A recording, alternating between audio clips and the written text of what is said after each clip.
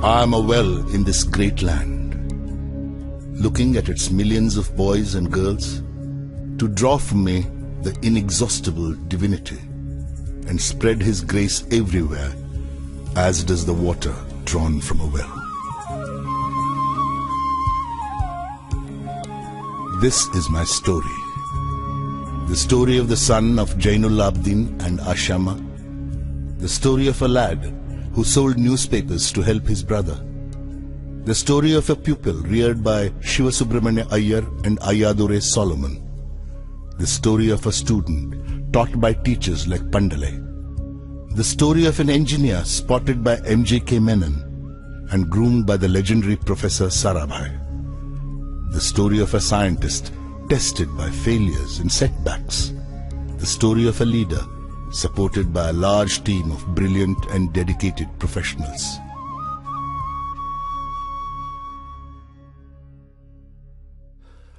This story will end with me, for I have no belongings in the worldly sense.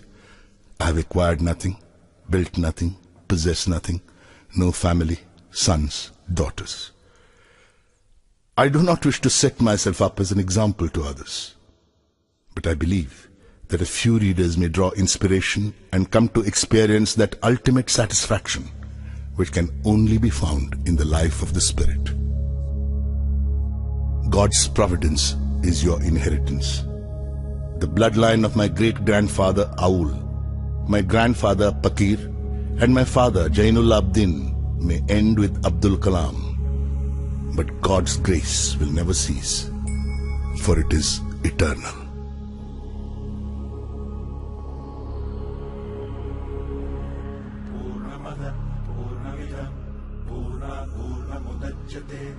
पूर्णस्य पूर्णमादाय पूर्णमेवावशिष्यते ॐ पूर्णमदः पूर्णमिदं पूर्णात् पूर्णमुदच्यते पूर्णस्य पूर्णमादाय पूर्णमेवावशिष्यते पूर्णमदः पूर्णमिदं पूर्णात् पूर्णमुदच्यते पूर्णस्य पूर्णमादाय पूर्णमेवावशिष्यते पूर्णमदः पूर्णमिदं पूर्णात् पूर्णमुदच्यते पूर्णस्य पूर्णमादाय पूर्णमेवावशिष्यते.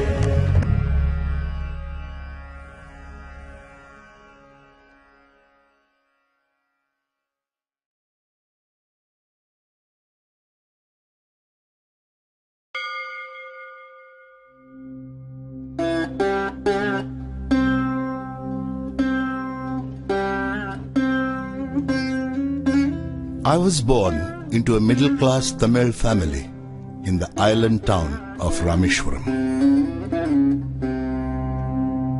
My father, Jainul Abidin, had neither much formal education nor much wealth.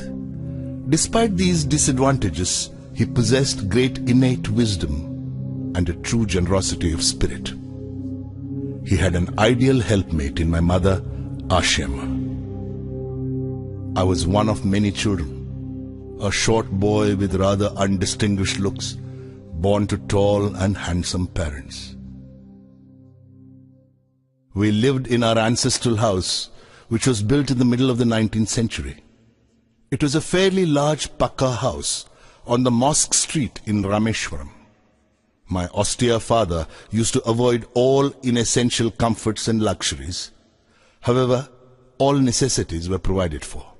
In fact, I would say mine was a very secure childhood, both materially and emotionally.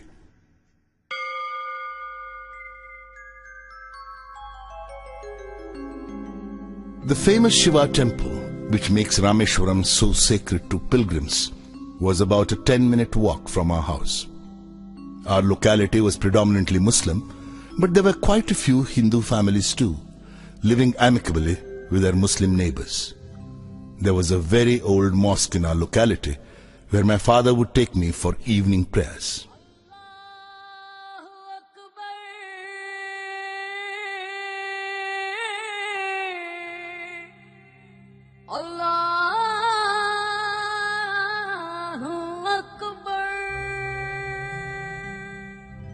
The high priest of the Rameshwaram temple, Pakshi Lakshmana Shastri, was a very close friend of my father's. One of the most vivid memories of my early childhood is of the two men, each in his traditional attire, discussing spiritual matters. My father could convey complex spiritual concepts in very simple, down-to-earth Tamil. He once told me, "When troubles come, try to understand the relevance of your sufferings. Adversity always presents opportunities for introspection."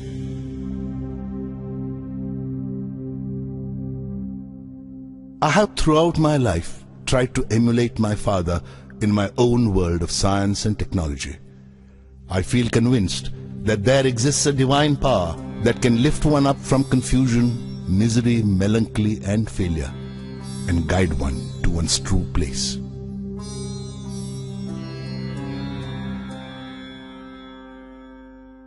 I was about 6 years old when my father embarked on the project of building a wooden sailboat to take pilgrims from Rameshwaram to Dhanushkodi and back.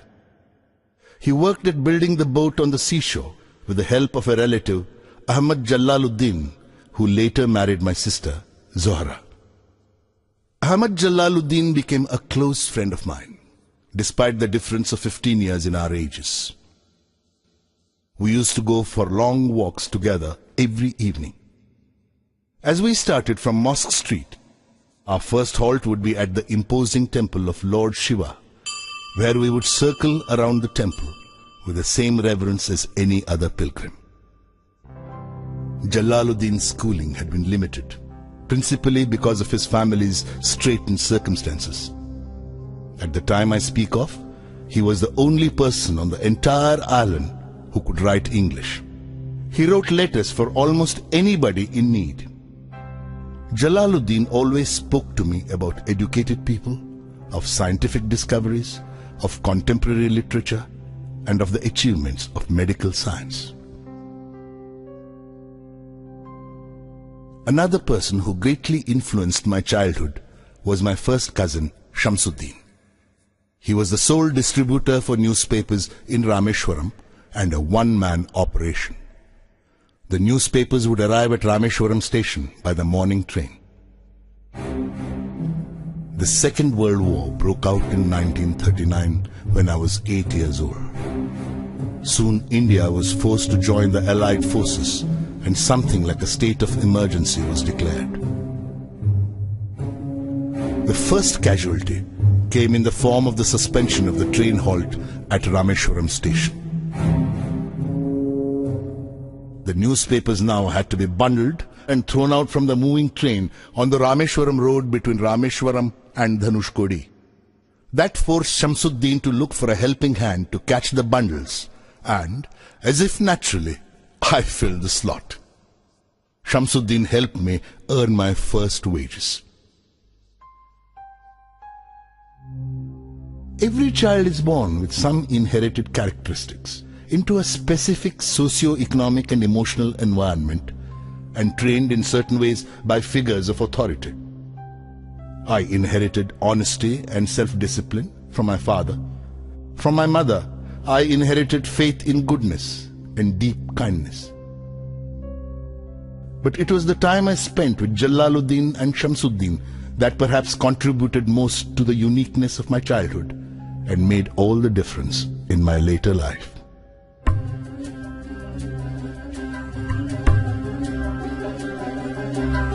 தந்தை மகற்கு ஆற்றும் நன்றி அபயத்து முந்தி இருப்பச்செயல்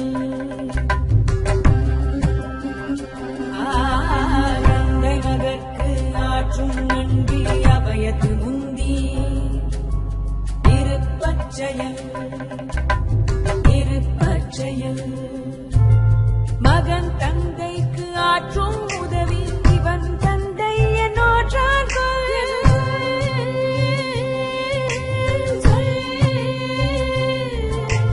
மகன் தந்தைக்கு ஆற்றும் உதவி இவன் தந்தை என்னோற்றான் தந்தை மகற்கு ஆற்றும் நன்றி அபயத்து முந்தி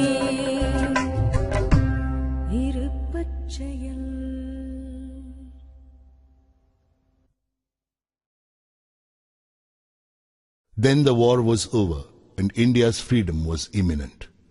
I asked my father's permission to leave Rameshwaram and study at the district headquarters in Ramanathapuram. Shamsuddin and Ahmad Jalaluddin travelled with me to Ramanathapuram to enroll me in Schwartz High School. Somehow, I did not take to the new setting. The town of Ramanathapuram was a thriving, factious town of some 50,000 people. But the coherence and harmony of Rameshwaram was absent. I missed my home and grabbed every opportunity to visit Rameshwaram. Once I settled down at Schwartz High School, the enthusiastic 15-year-old within me re-emerged. My teacher, Ayadurai Solomon, was an ideal guide for an eager young mind that was yet uncertain of the possibilities and alternatives that lay before it.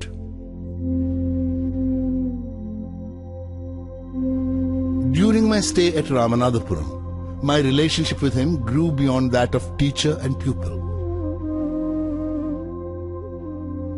Ayadurai Solomon used to say, "To succeed in life and achieve results, you must understand and master three mighty forces: desire, belief, and expectation."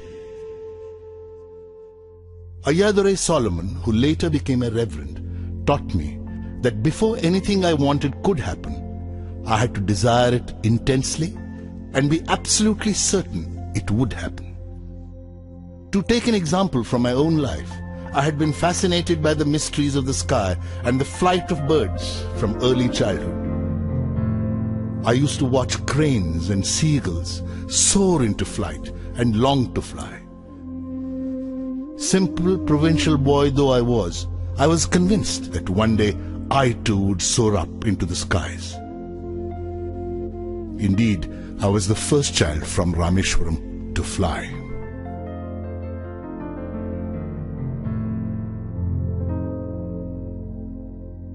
By the time I completed my education at Schwartz, I was a self-confident boy determined to succeed. The decision to go in for further education was taken without a second thought. In 1950, I arrived at St. Joseph's College, Trichy, to study for the intermediate examination. When I later joined the BSc degree course at St. Joseph's, I was unaware of any other option for higher education. Nor did I have any information about career opportunities available to a student of science. Only after obtaining a BSc did I realize that physics was not my subject. I had to go into engineering to realize my dreams. I wonder why some people tend to see science as something which takes man away from God. For me, science has always been the path to spiritual enrichment and self-realization.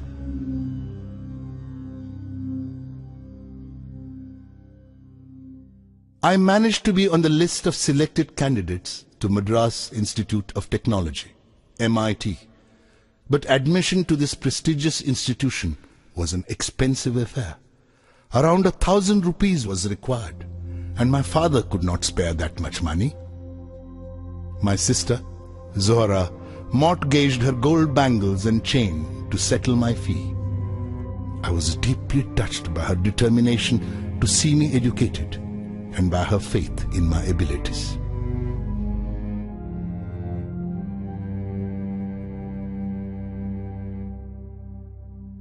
What fascinated me most at MIT was the sight of two decommissioned aircrafts displayed there.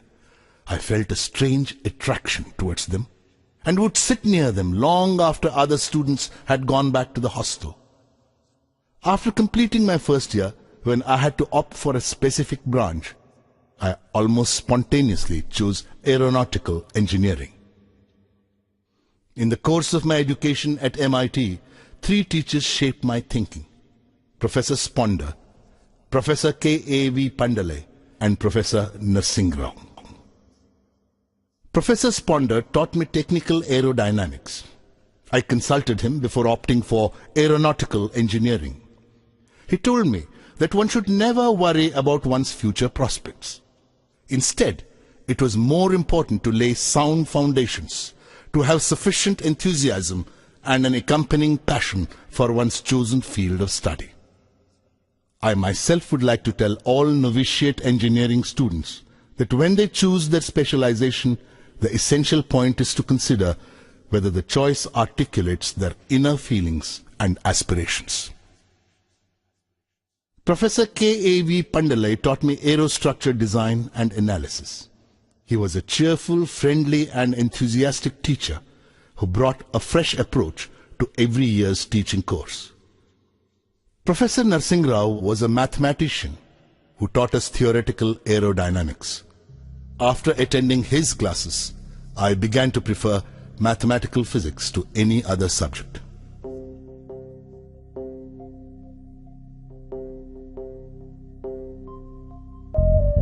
साधर संगी हरि हरि नाम चित्तारा चित्तारा साधर संगी हरि हरि नाम चित्तारा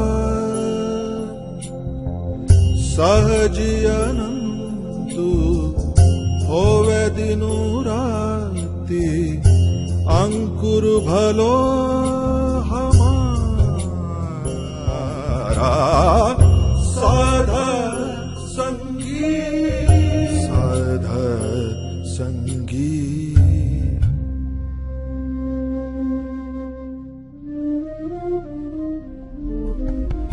गुरुपुरा भेटियो बड़ भागी गुरुपुरा भेटियो बड़ भागी जाको अंतु न परवारा अंतु न परवारा नानक सरनी गही स्वामी की पुनः पुनः नमस्कार साधर संगी साधर संगी.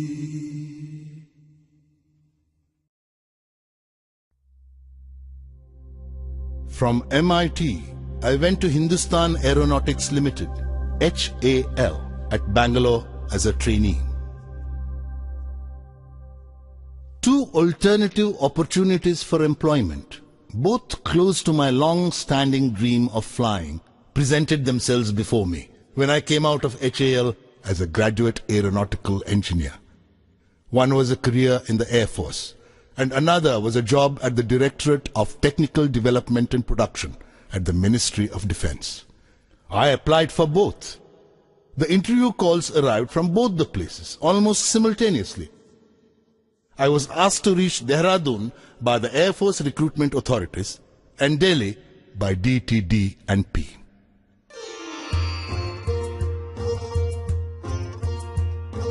My destination was more than 2,000 kilometers away and was to be my first encounter with the vastness of my motherland. Through the window of the compartment, I watched the countryside slip past. It is astonishing how the landscape changes as one moves northwards. I halted for a week in Delhi and appeared for the interview at DTD&P. I did well at the interview. Then I proceeded to Dehradun for my interview at the Air Force Selection Board. I could only finish 9th in the batch of 25. I was deeply disappointed, and it took me some time to comprehend that the opportunity to join the Air Force had just slipped through my fingers.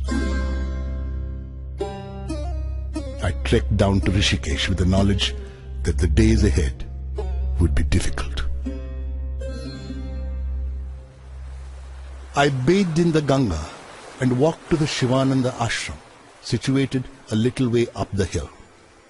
I met Swami Shivananda, a man who looked like a Buddha, wearing a snow-white dhoti and wooden slippers. I was struck by his irresistible, almost childlike smile and gracious manner. I told him about my unsuccessful attempt to join the Indian Air Force and my long-cherished desire to fly. He smiled and said, "Desire, when it stems from the heart and spirit, when it is pure and intense, possesses awesome electromagnetic energy. This energy is released into the ether each night as the mind falls into the sleep state. Each morning, it returns to the conscious state, reinforced with the cosmic currents. That which has been imaged will surely and certainly be manifested. You can rely, young man, upon this ageless promise as surely as you can rely upon the eternally unbroken promise of sunrise and of spring."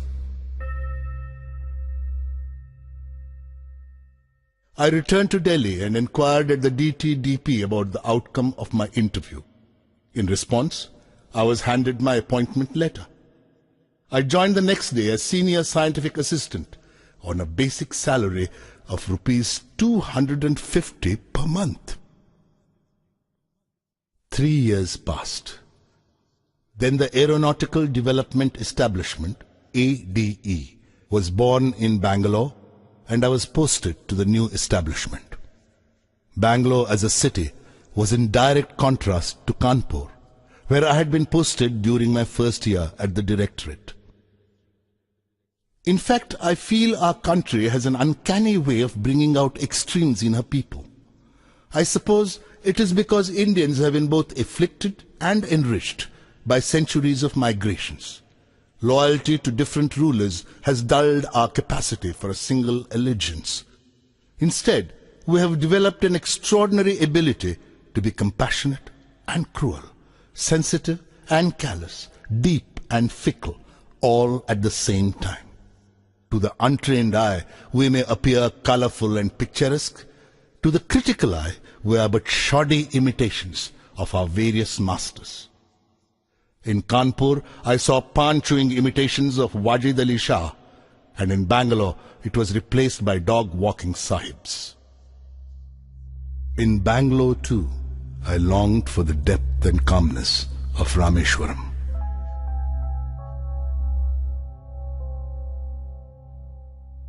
The workload at ADE during the first year was quite light. A project team was formed to design and develop an indigenous hovercraft prototype in 3 years. The hovercraft, completed ahead of schedule, was christened Nandi, after the bull ridden by Lord Shiva. For a prototype, the form, fit and finesse was beyond our expectations. However, to my great disappointment, the project became mired in controversies and had to be shelved. Professor M.G.K. Menon, director of the Tata Institute of Fundamental Research, paid us a surprise visit one day. Asking me several questions about Nandi, he requested a 10-minute ride in the hovercraft with me. A week later, I got a call from INCOSPA, the Indian Committee for Space Research. I went to Bombay to attend the interview for the post of a rocket engineer. I was interviewed by Dr. Vikram Sarabhai along with Professor M.G.K. Menon and Mr. Saraf, then the Deputy Secretary of the Atomic Energy Commission. I was almost immediately struck by Dr. Sarabhai's warmth. The next evening, I was told about my selection. I was to be absorbed as a rocket engineer at INCOSPA.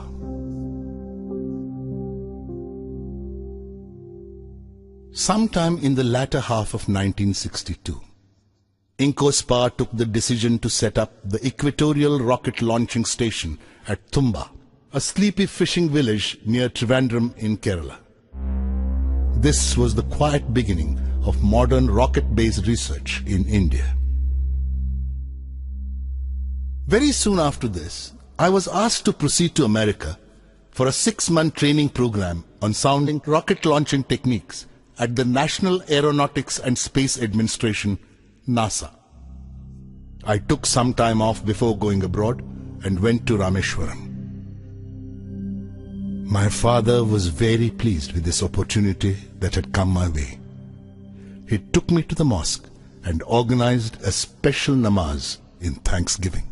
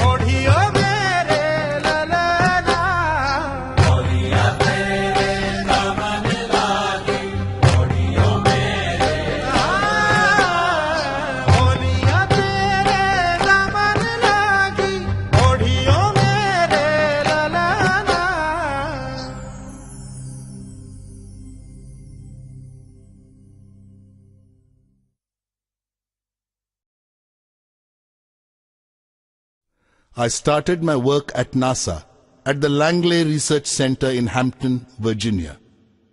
Later, I went to the Goddard Space Flight Center at Greenbelt, Maryland.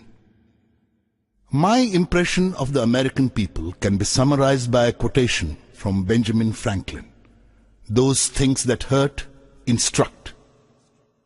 I realized that people in this part of the world meet their problems head-on. What makes life in Indian organizations difficult is the widespread prevalence of contemptuous pride.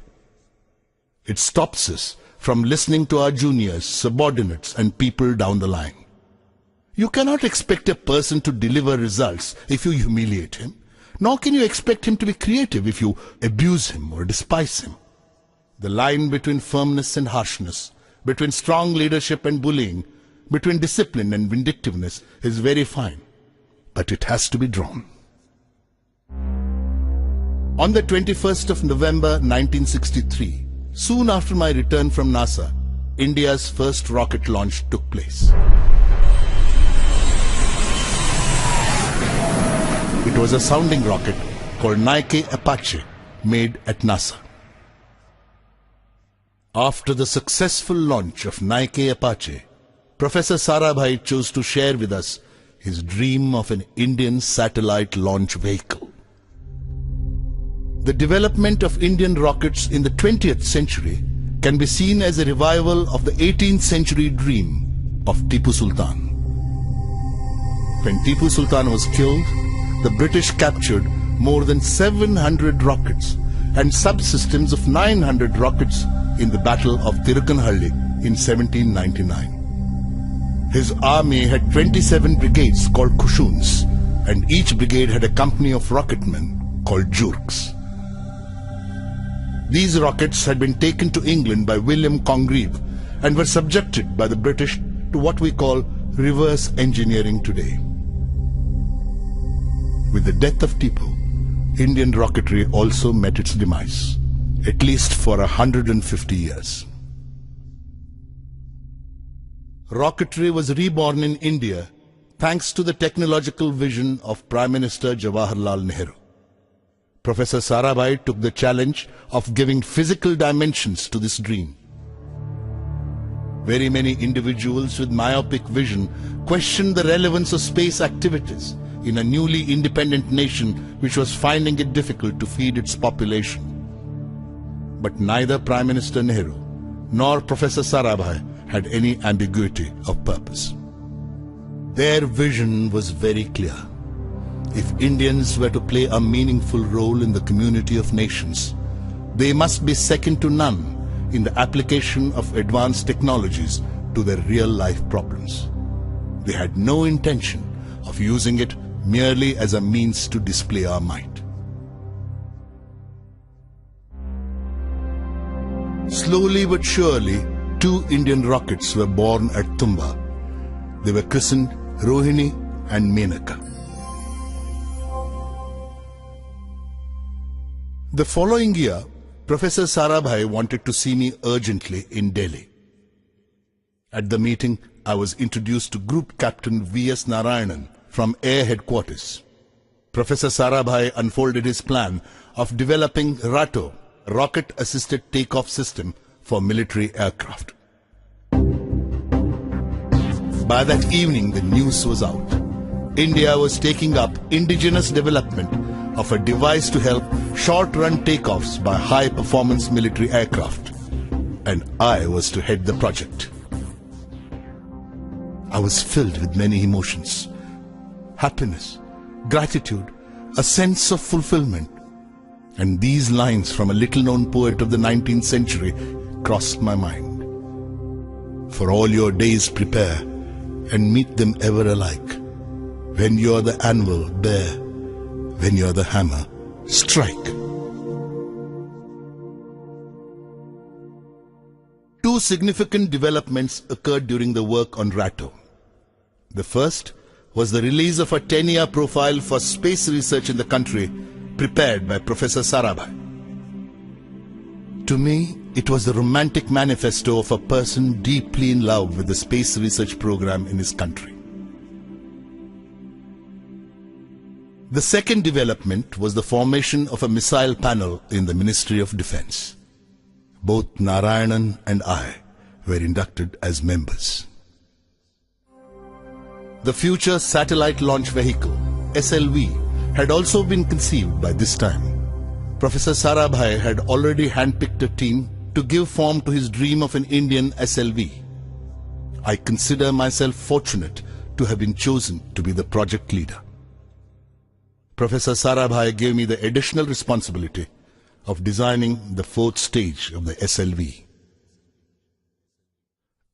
It was my usual practice to brief Professor Sarabhai after every missile panel meeting. After attending one such meeting in Delhi, on the 30th of December 1971, I was returning to Trivandrum.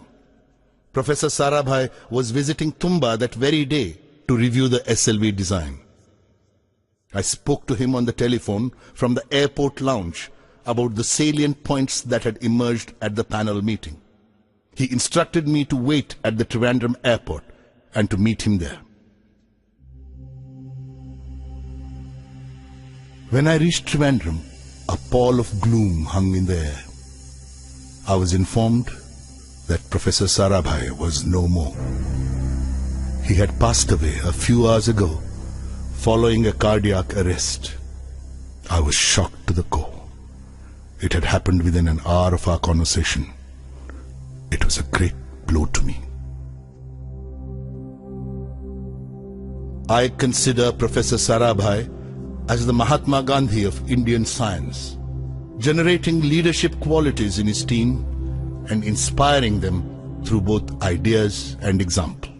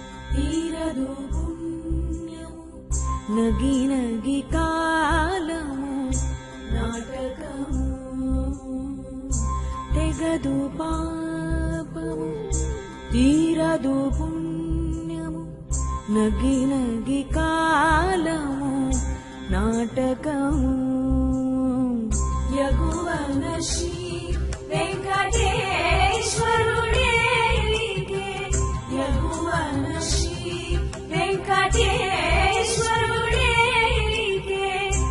గగనము నీతిది కైవల్యము గగనము నీతిది కైవల్యము కైవల్యము.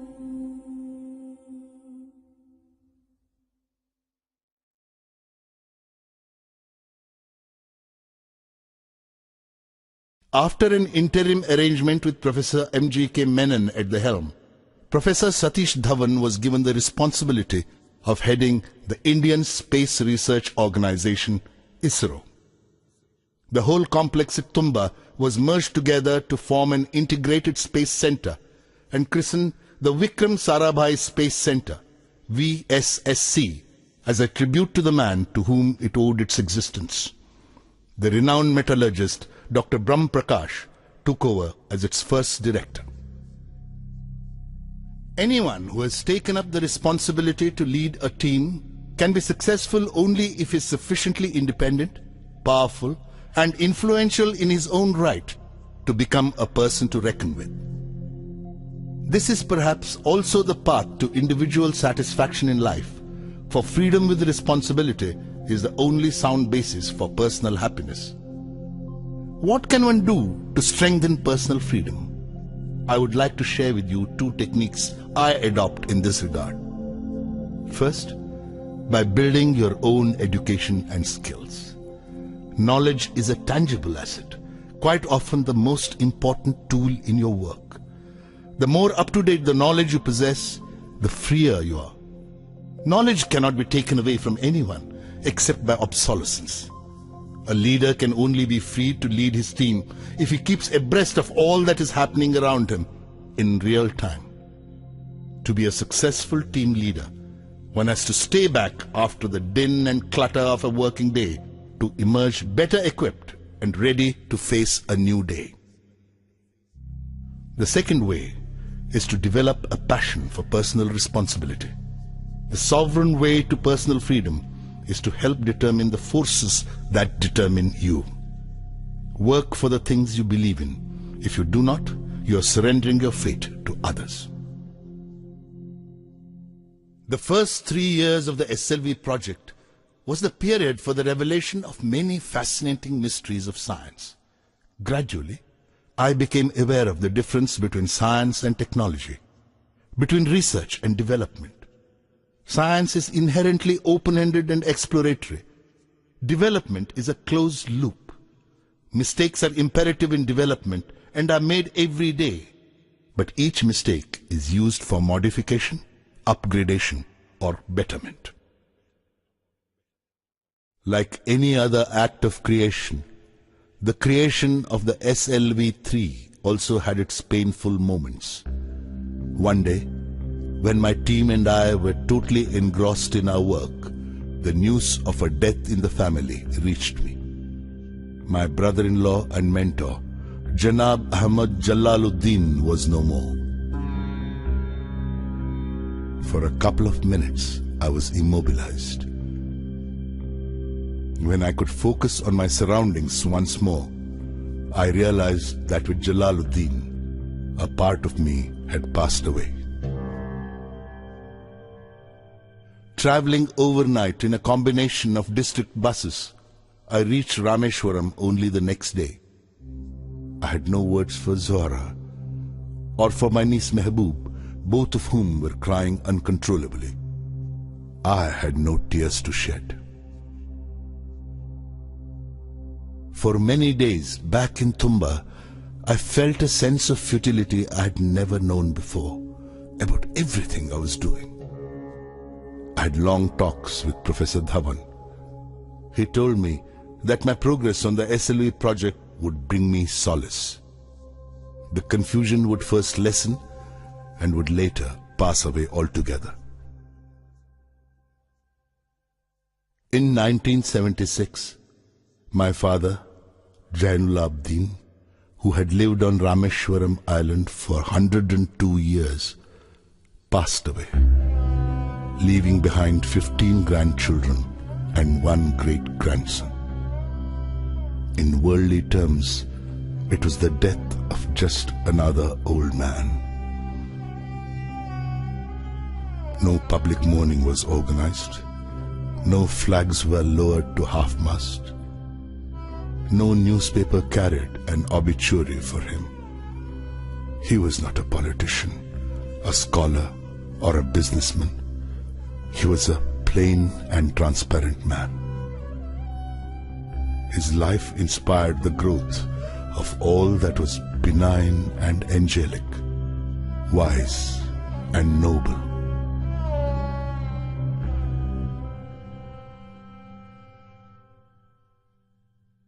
I sat for a long time with my mother, but could not speak. She blessed me in a choked voice when I took leave of her to return to Tumba.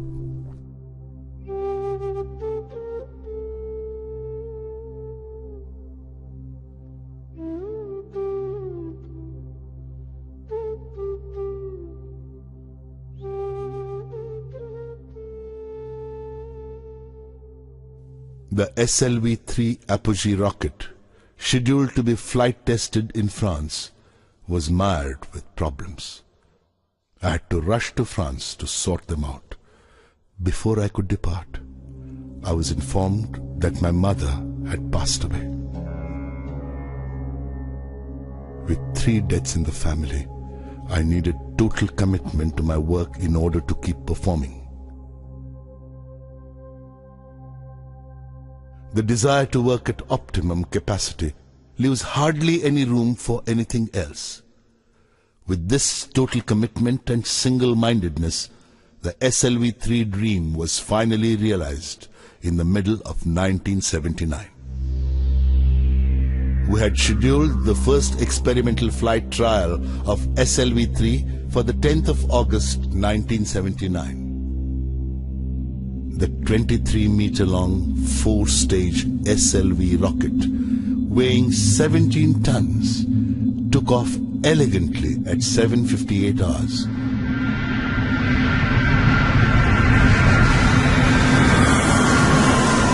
Stage 1 performed to perfection. There was a smooth transition from this stage to the second stage. We were spellbound to see our hopes flying in the form of SLV-3. Suddenly, the spell was broken. The second stage went out of control. The flight was terminated after 317 seconds, and the vehicle's remains, including my favorite 4th stage with the payload, splashed into the sea, 560 kilometers off Sriharikota. The incident caused us profound disappointment. I felt a strange mix of anger and frustration. Completely drained, mentally as well as physically, I went straight to my room and slumped onto the bed. A gentle touch on my shoulder woke me up. It was late in the afternoon, almost approaching evening. I saw Dr. Brahm Prakash sitting by my bedside. I was deeply touched by his affection and concern. I was sad, but not alone.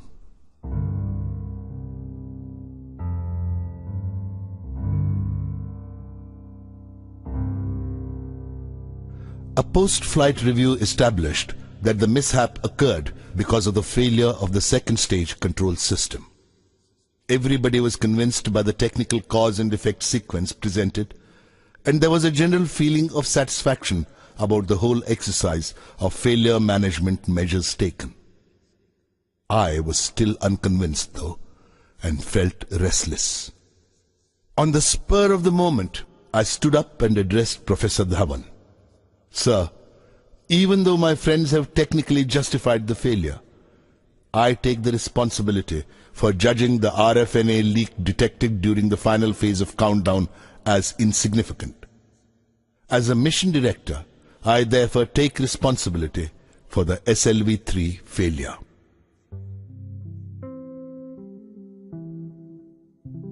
The pursuit of science is a combination of great elation and great despair. I went over many such episodes in my mind. the idea that a man could land on the moon, developed by a Russian mathematician, was realized after nearly 4 decades, and by the United States at that. Professor Chandrasekhar had to wait nearly 50 years before receiving the Nobel Prize for his discovery of the Chandrasekhar limit, a discovery made while he was a graduate student at Cambridge in the 1930s. How many failures must von Braun have gone through before his Saturn launch vehicle put man on the moon? To live only for some unknown future is superficial. It's like climbing a mountain to reach the peak without experiencing its sides. The sides of the mountain sustain life, not the peak. This is where things grow, experience is gained, and technologies are mastered. The importance of the peak lies only in the fact that it defines the sides. I went in little steps, just one step after another, but each step towards the top.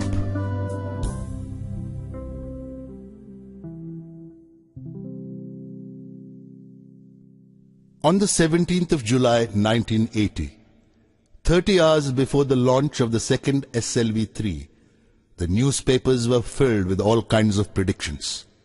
Many reports preferred to trace the history of the first SLV-3 flight and recalled how the third stage had failed to ignite because of lack of fuel and the rocket had nosedived into the ocean.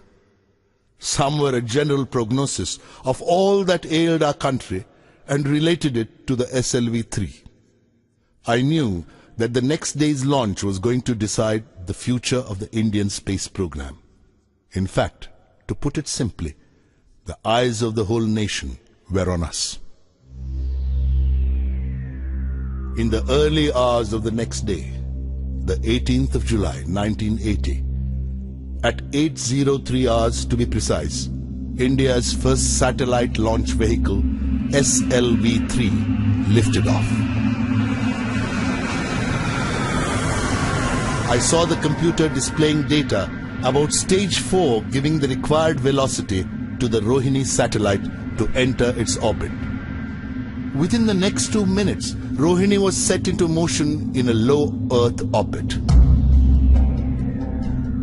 I spoke in the midst of screeching decibels the most important words I have ever uttered in my life.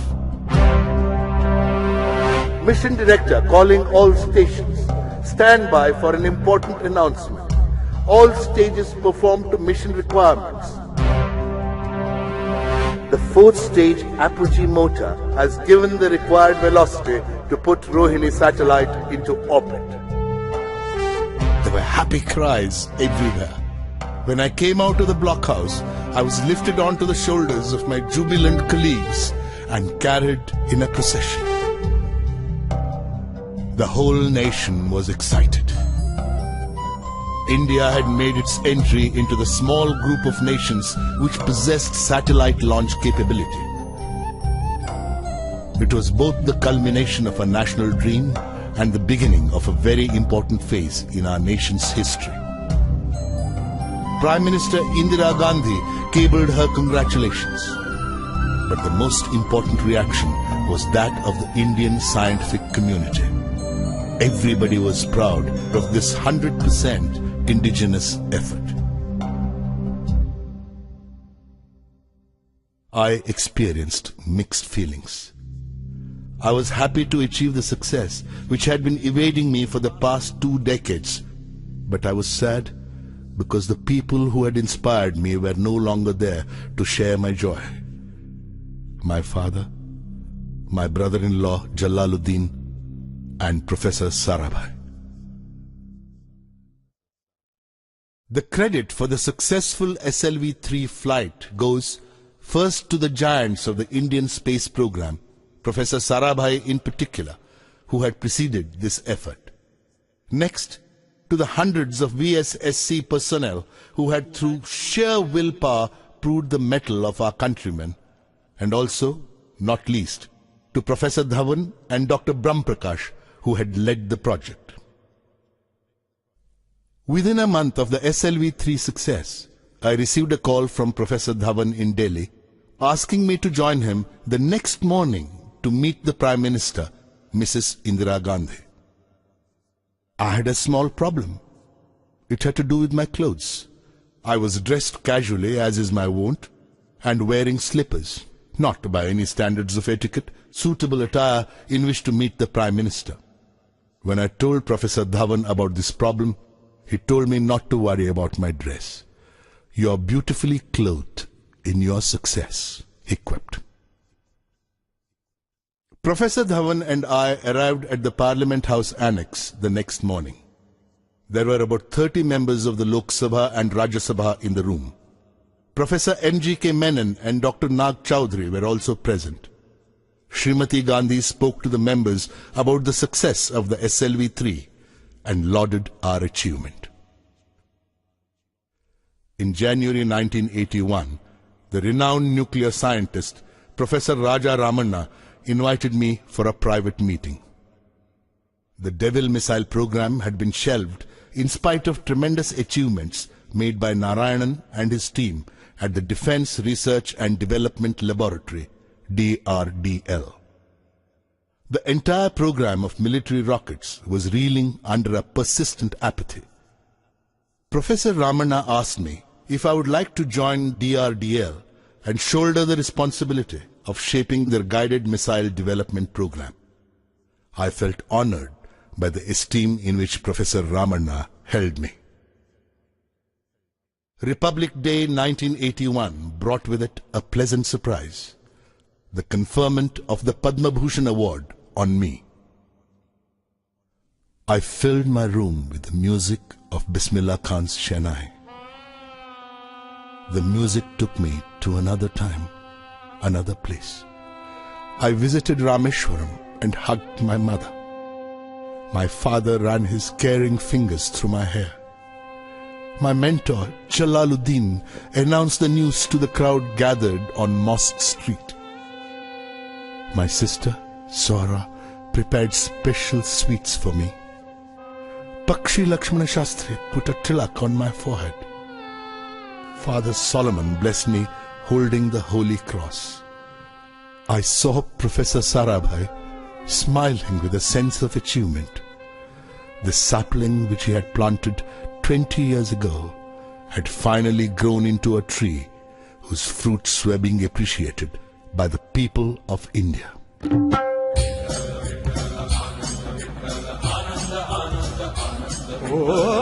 आनंदाचे डोही आनंद तरंग आनंदाचे डोही आनंद तरंग आनंदाची अंग आनंदाचे आनंदाची अंग आनंदाचे आनंदाचे डोही आनंद तरंग आनंदाचे डोही आनंद तरंग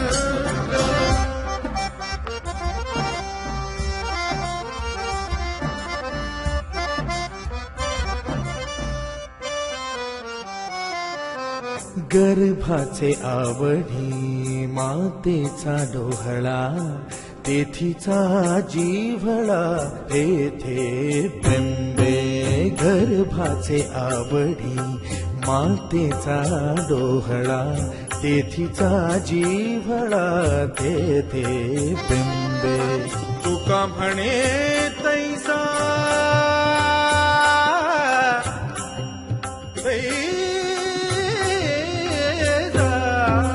तुका म्हणे तैसा ओतला ठसा अनुभव सरीसा मुखाला आनंदाचे डोई आनंद तरंग आनंदाची अंग आनंदाचे आनंदाचे डोई आनंद तरंग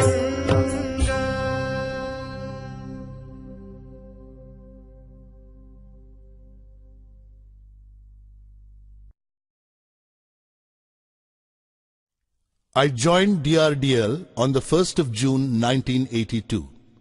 To the horror of many old-timers, I started inviting people from the Indian Institute of Science, Indian Institutes of Technology, Council for Scientific and Industrial Research, Tata Institute of Fundamental Research, and many other educational institutions where related experts could be found. I felt that the stuffy work centers of DRDL needed a breath of fresh air. I made a presentation in the South Block. Although some questioned our ambitious proposal, everyone was excited about the idea of India having her own missile systems. When the Defence Minister, R. Venkatraman, suggested that we launch an integrated guided missile program instead of making missiles in phases, we could not believe our ears. The proposal of the missile development project had been turned overnight into the blueprint of an integrated program with far-reaching consequences. When I presented the government-sanctioned letter before the Missile Technology Committee at DRDL, they were enthused with fire and action. The proposed projects were christened in accordance with the spirit of India's self-reliance. Thus, the surface-to-surface weapon system became Prithvi, the Earth. The tactical core vehicle was called Trishul, the trident of Lord Shiva. The surface-to-air defense system was named Akash, the sky, and the anti-tank missile project Nag, Cobra. I gave the name Agni, fire, to my long-cherished dream of REX, Re-Entry Experiment Launch Vehicle. Dr. Arunachalam came to DRDL and formally launched the Integrated Guided Missile Development Program on the 27th of July, 1983. It was a great event in which every single employee of DRDL participated. Everybody who was somebody in Indian aerospace research was invited. This was the second most significant day in my career, next only to the 18th of July 1980, when the SLV-3 had launched Rohini into the Earth's orbit.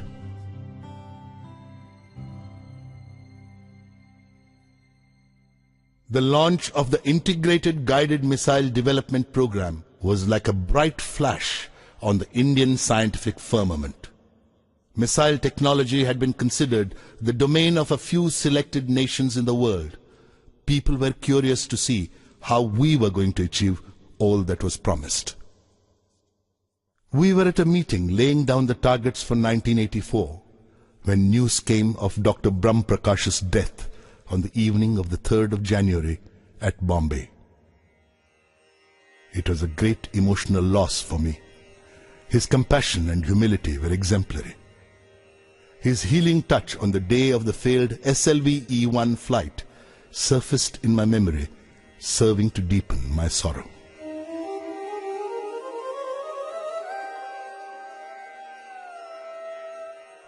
If Professor Sarabhai was the creator of VSSC, Dr. Brahm Prakash was the executor. He had nurtured the institution when it most needed nourishment. His humility mellowed me and helped me discard my aggressive approach.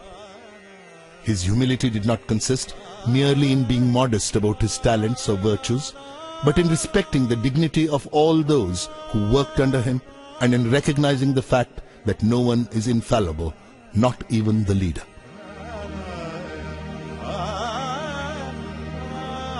He was an intellectual giant with a frail constitution. He had a childlike innocence, and I always considered him a saint among scientists.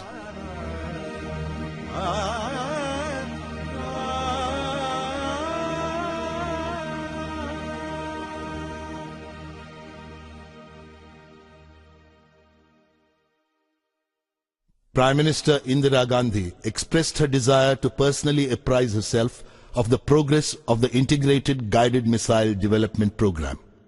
The entire organization was filled with an aura of excitement. On the 19th of July 1984, Srimati Gandhi visited DRDL. Prime Minister Indira Gandhi was a person with a tremendous sense of pride in herself, in her work, and in her country. The esteem in which she held our work in the field of guided missiles boosted our morale immensely. We were working on the action plan that had emerged from the earlier month's review when the news of Srimati Gandhi's assassination broke.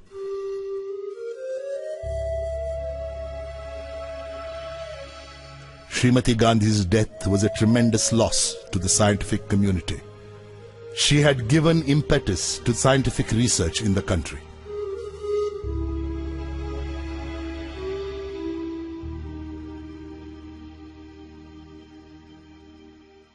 Her son, Rajiv Gandhi, took over as the new Prime Minister of India. He went to the polls and obtained a mandate from the people to carry forward the policies of Mrs. Gandhi, the Integrated Guided Missile Development Program being a part of them. Work on Prithvi was nearing completion when we entered 1988. Prithvi was launched at 11:23 hours on the 25th of February. It was an epoch-making event in the history of rocketry in the country. Prithvi was not merely a surface-to-surface missile. It was, in fact, the basic module for all future guided missiles in the country. The launch of Prithvi sent shockwaves across the unfriendly neighboring countries. The response of the Western Bloc was initially one of shock and then of anger. A 7-nation technology embargo was clamped, making it impossible for India to buy anything even remotely connected with the development of guided missiles. The emergence of India as a self-reliant country in the field of guided missiles upset all the developed nations of the world.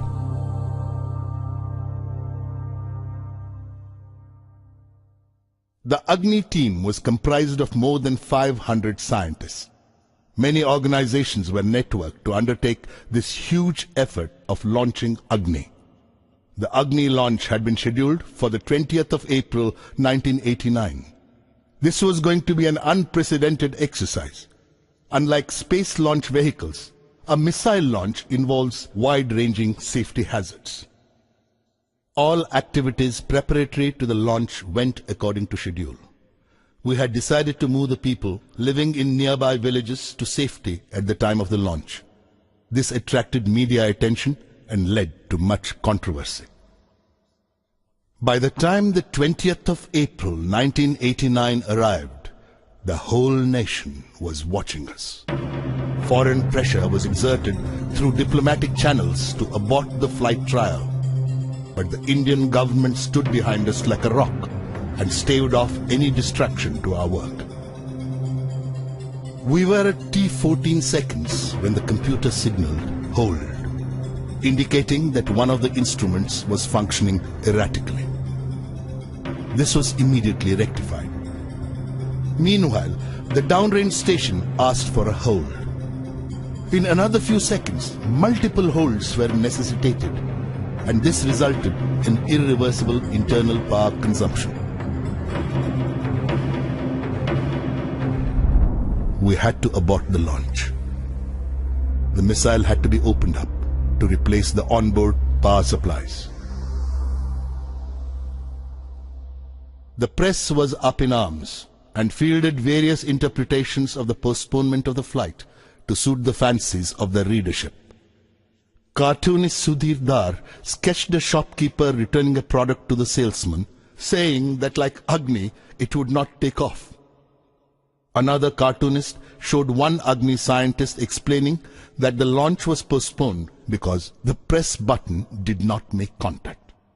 The Hindustan Times showed a leader consoling press reporters. There is no need for any alarm. It's a purely peaceful, non-violent missile. After a detailed analysis conducted virtually round the clock for the next 10 days, our scientists had the missile ready for launch on the 1st of May, 1989. But again, during the automatic computer checkout period at T10 seconds, a hold signal was indicated. A closer inspection showed that one of the control components, S1 TVC, was not working according to the mission requirements. the launch had to be postponed yet again. Now, such things are very common in rocketry and quite often happen in other countries too. But the expectant nation was in no mood to appreciate our difficulties. The Hindu carried a cartoon by Keshav, showing a villager counting some currency notes and commenting to another, "Yes, it's the compensation for moving away from a hut near the test site. A few more postponements and I can build a house of my own." Another cartoonist designated Agni as IDBM, intermittently delayed ballistic missile. Amul's cartoon suggested that what Agni needed was to use their butter as fuel. Detailed analysis of the component failure during the second attempt led to the refurbishment of the control system. Finally, the launch was scheduled for the 22nd of May. The previous night, Dr. Arunachalam, General K.N. Singh and I were walking together with the Defence Minister, K.C. Pant. It was a full moon night. It was high tide, and the waves crashed and rolled as if singing of God's glory and power. Would we succeed with the Agni launch tomorrow? This question was foremost in all our minds.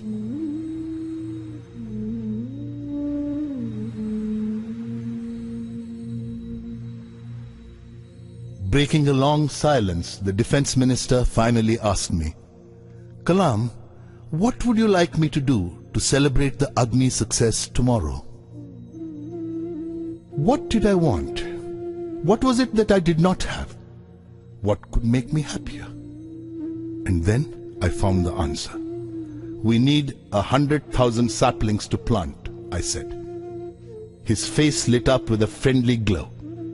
"You are buying the blessings of Mother Earth for Agni," the Defence Minister quipped. "We will succeed tomorrow."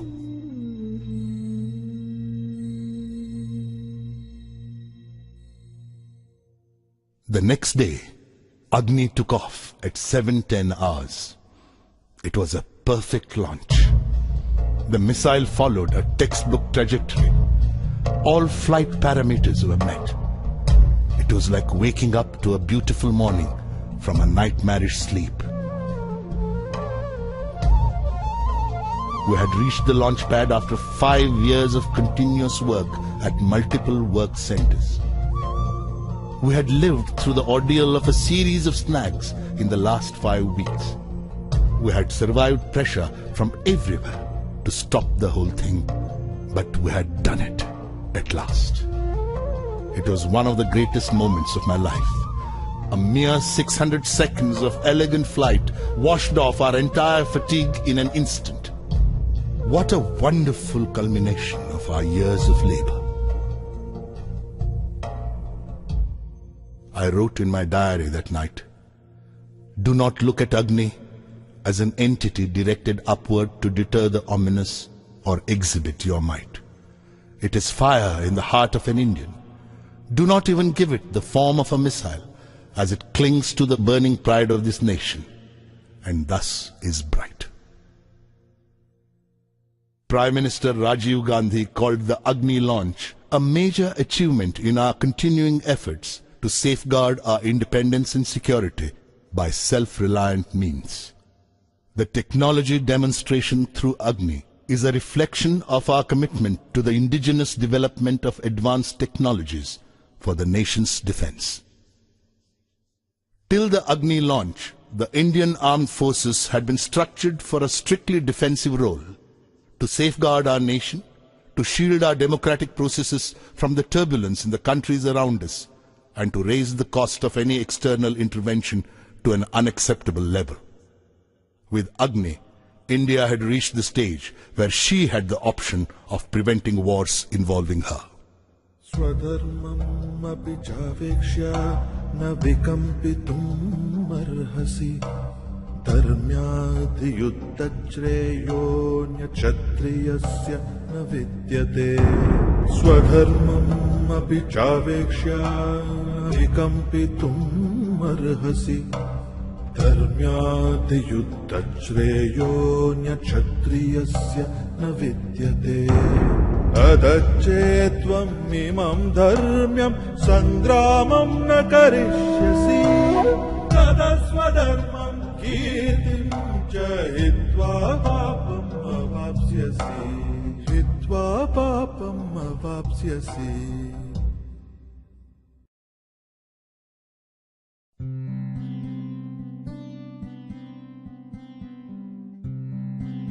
On Republic Day 1990, the nation celebrated the success of its missile program. I was conferred the Padma Vibhushan along with Dr. Arunachalam. Memories of the Padma Bhushan awarded a decade ago came alive. I still lived more or less as I had lived then, in a room 10 feet wide and 12 feet long, furnished mainly with books, papers, and a few pieces of hired furniture. The only difference was at that time my room was in Trivandrum and now it was in Hyderabad. The mess bearer brought me my breakfast of idlis and buttermilk and smiled in silent congratulation for the award. I was touched by the recognition bestowed on me by my countrymen.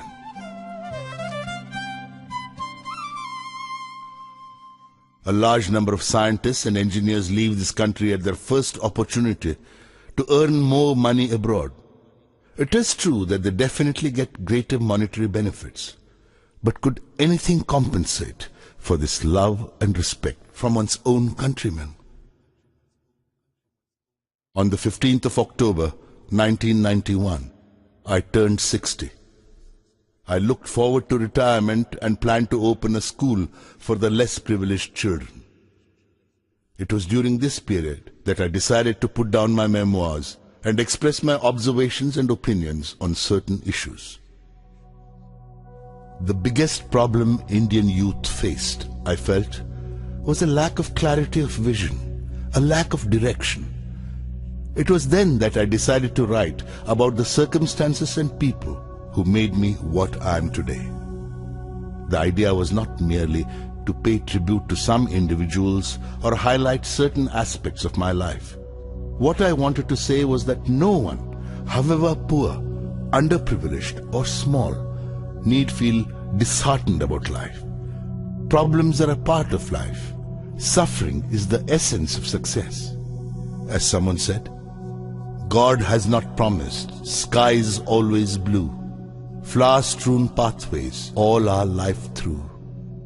God has not promised sun without rain, joy without sorrow, peace without pain. I will not be presumptuous enough to say that my life can be a role model for anybody. But some poor child living in an obscure place, in an underprivileged social setting, may find a little solace in the way my destiny has been shaped. It could perhaps help such children liberate themselves from the bondage of their illusory backwardness and hopelessness. Irrespective of where they are right now, they should be aware that God is with them. And when He is with them, who can be against them? Let the latent fire in the heart of every Indian acquire wings, and the glory of this great country light up the sky.